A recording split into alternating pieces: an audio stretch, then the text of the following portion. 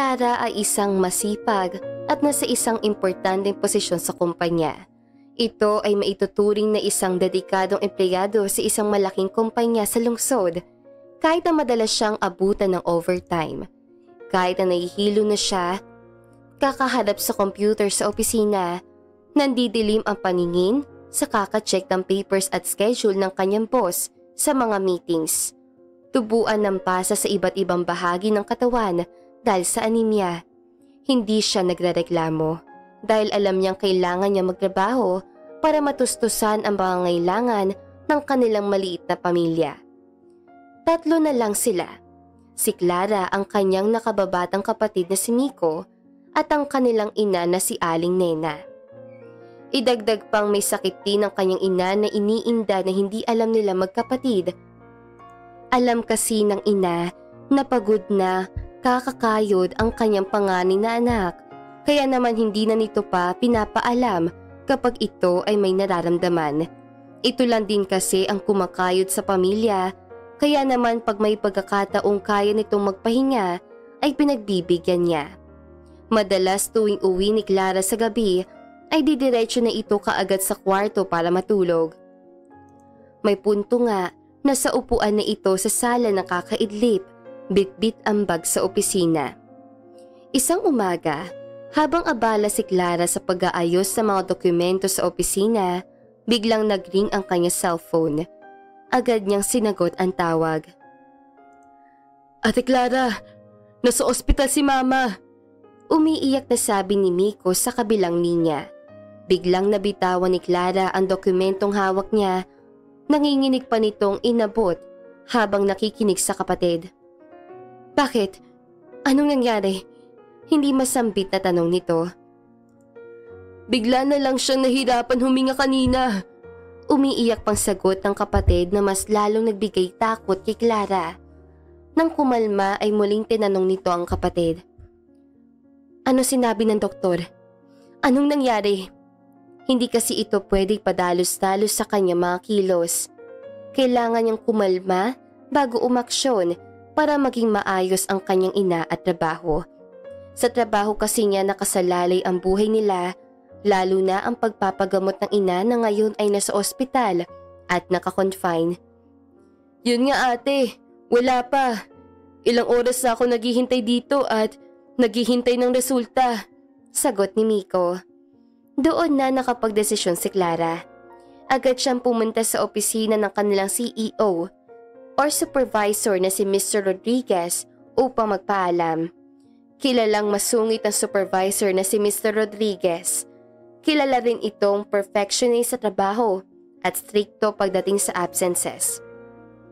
Marami na itong itinanggal na empleyado dahil lang hindi sa pasok sa kanyang standards ang work ethics sa mga ito. "Sir, may emergency po sa pamilya namin. Na-ospital lang nanay ko. Kailangan ko na pong umalis ngayon para makapunta sa ospital." Dali-daling bukas si Clara sa pinto at aligagang pakiusap niya. Tinignan siya ni Mr. Rodriguez mula sa kanyang mesa. Bakas ang inis sa mukha nito. "Clara, marami pa tayong kailangang tapusin. Hindi ka pwedeng basta-basta na lang umalis. Sinong gagawa ng trabaho mo?" "Sir, importante po ito. Ang nanay ko po." "Clara, ikaw ba ang doktor? Pag dumating ka ba doon, gagaling ba agad ang nanay mo?" Malamig na tanong ng supervisor. "Ang trabaho natin dito ang priority mo. Kung aalis ka ngayon, paano na kami?" Galit na anas nito. Si Clara lang kasi ang kanyang maaasahan pagdating sa pagpapatakbo ng kumpanya.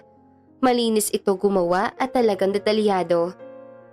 Kaya naman laking sayang kung biglang mawawala ito sa kalagitnaan ng trabaho. Sakto pa naman na may darating na shareholders para mag-close ng deal. Napalunok si Clara. Ramdam niya ang bigat na sitwasyon. Ngunit higit na mabigat ang alalahanin niya para sa ina. "Pero sir, buhay po ng ina ko ang nakasalalay dito. Ano pa naman po na payagan niyo ako? Kahit saglit lang." Hindi na napigil ang sambit ni Clara kay Mr. Rodriguez.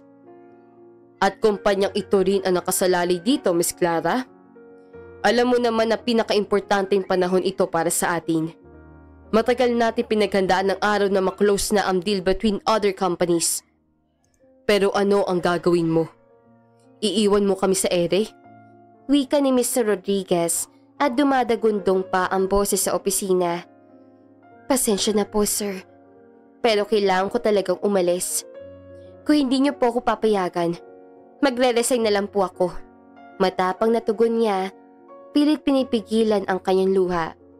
Tumayo si Mr. Rodriguez at tinitigan si Clara. Bahala ka sa buhay mo. Pero tandaan mo, mahirap makahanap ng trabaho ngayon. Siguraduhin mong hindi ka magsisisi.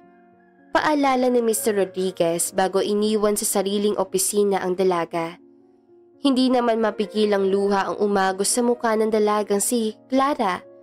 Hindi kasi talaga nito gustong iwan ang trabaho dahil napakalaking tulong nito sa kanilang pamilya. Ngunit hindi rin naman niya pwede na hayaan na lamang ang ina sa ospital kasama ang nakababatay niyang kapatid. Isang malaking ospital ang East Avenue. Kumpleto ito sa gamit na kailangan ng isang pasyente. Mahigpit din ang security at nakakalito ang daan. Litong-lito na tinignan ni Miko kung saan siya dapat na pumunta. Kinausap malamang kasi niya ang security guard ay hindi na siya nito pinapasok ng malaman na hindi niya alam kung saang ward dinala ang kanyang ina. Unang beses lang kasi nila dito at basta na lamang sila iniwan ng emergency kanina pagtapos sa ipasok ang kanyang ina. Kaya naman iyak nang iyak si Miko nang tawagan ang kanyang kapatid na si Clara.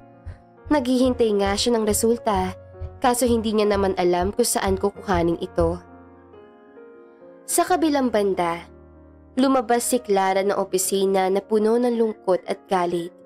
Alam niyang malaki ang magiging epekto nito sa kanilang pinansyal na sitwasyon. Pero hindi niya magagawang ipagpalit ang kalagayan ng kanyang ina para lamang sa trabaho. Ang pera, kinikita, pero ang magulang ay hindi na pwede pang makasama kapag nawala. Pagdating sa ospital, sinalubong siya ni Miko. Ate, butit nakarating ka na. Agad na niyakap ni Clara ang kanyang kapatid at umiyak. Asa si nanay? Tanong niya dito. Nasa loob ate, kaso ayaw ako papasukin ng gwardya. Bakit daw? Nagtatakang tanong ni Clara sa kapatid. Tinanong ako sa ang ward daw. Hindi ko alam isasagot. Paliwanag naman nito. Agad na dumiretso si Clara sa gwardya at ang siya naman ang hindi papasukin ay hindi na nito kinaya pang magtimpi ng galit. Hindi nga po namin alam saang ward nga siya. Kaya magtatanong kami sa loob. Ikaw po ba ang gwardya ng pasyente para magdesisyon ka? Galit na tanong ni Clara sa masungit na gwardya. Ma'am, kumalma po kayo. Sali naman ang isa pang bantay. Edukado si Clara, pero para sa ina kaya niyang magdiwara, lalo na ay hindi nila alam kung okay na ba ito. Kumalma po, Manong. Paano po kakalma? Kung sinugod ang nanay mo sa ospital, tapos ayaw ko papasukin ng gwardya. Paano po ako kakalma? Papasukin mo na. Bulong nito sa kasamahan.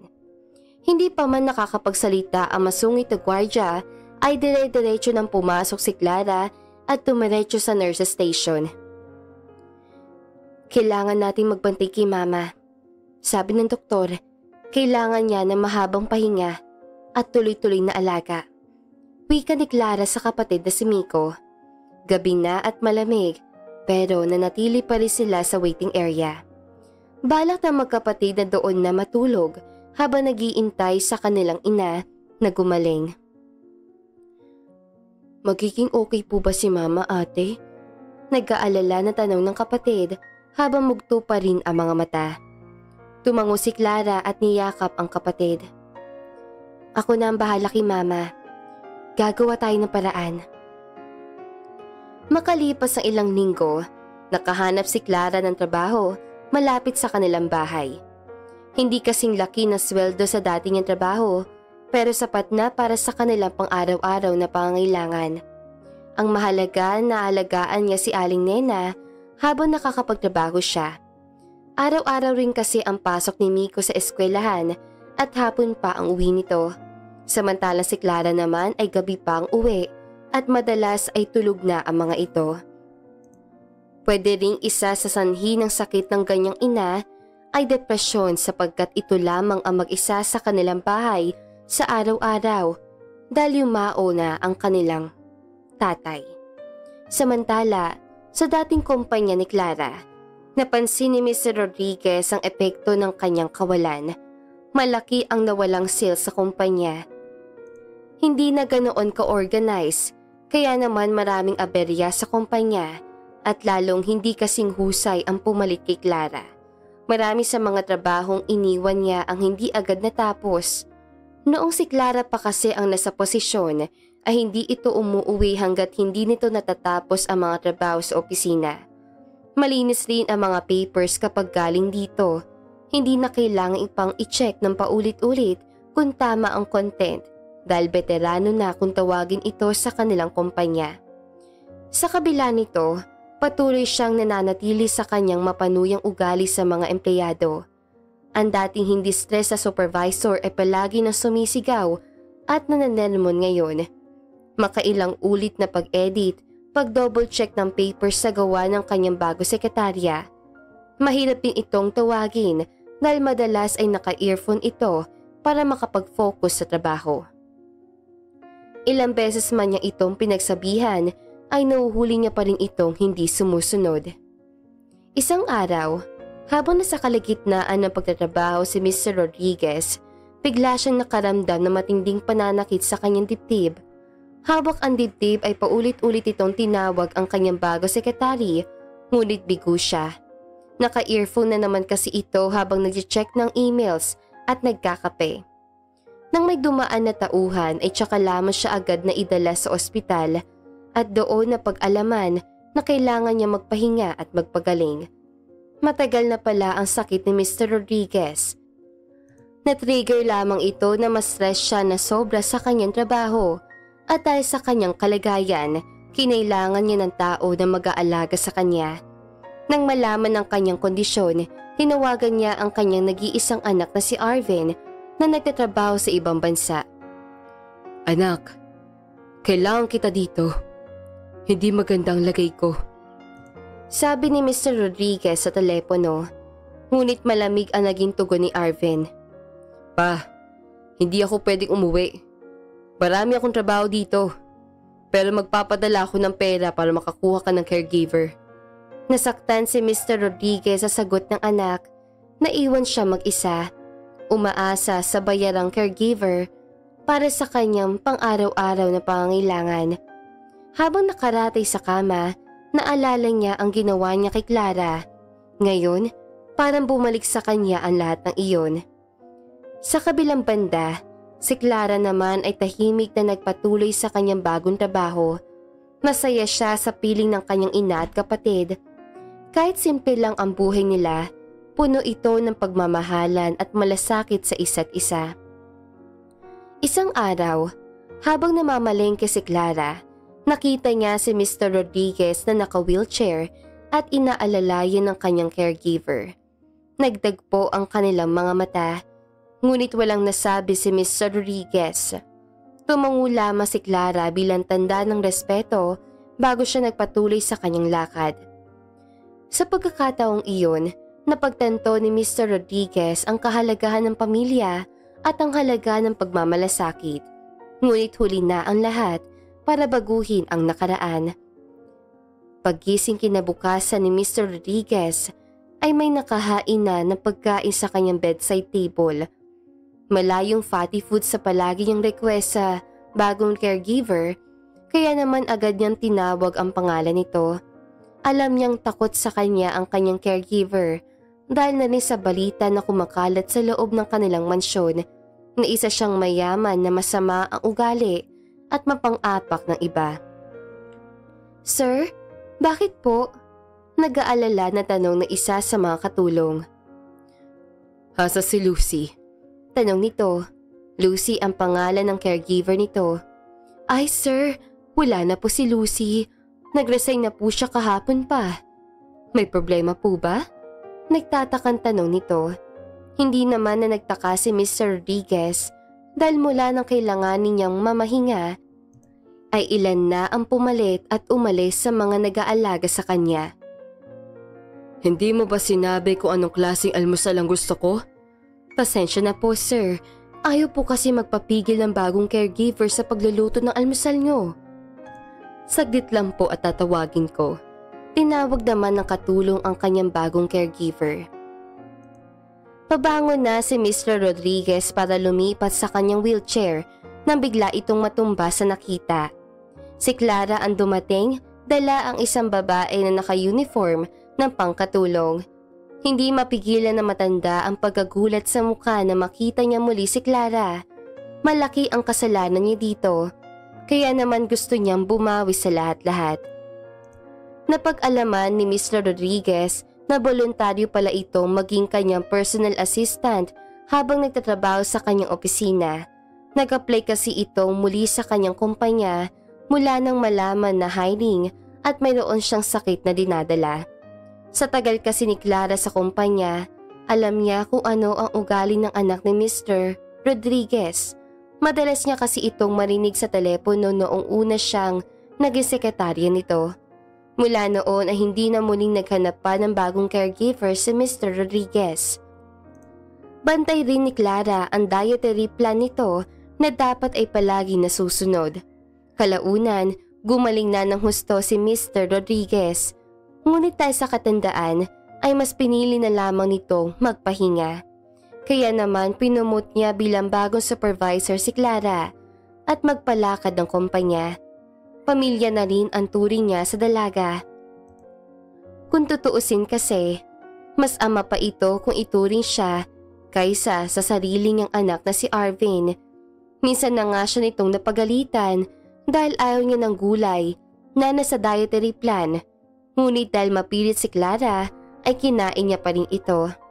Kaya naman nagpagpasyahan na matanda na sa kanyang masyonari patirahin ang pamilya nito para makahingi ng tawad sa ina na dating may sakit.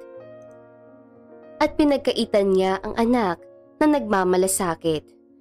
Nagkapatawaran na rin si Mr. Rodriguez at Clara. Hindi na pinoproblema kung paano maayos ang gusot sa opisina. Nag-iba na rin ang ugali nito. Ang dating bugnutin ay naging palabiro sa kanyang empleyado. Pamilya na rin ang turing nito sa kanyang mga tauhan at lalo na sa kanyang magiging tagapagmana na si Clara. At dito na nga po nagtatapos ang magandang istoryang ito. Maraming salamat mga kakwentuhan! Huwag niyong kalimutang mag-like at subscribe at pindutin na rin ang notification bell para lagi kayong updated sa ating kwentuhan. Hanggang sa muli, paalam!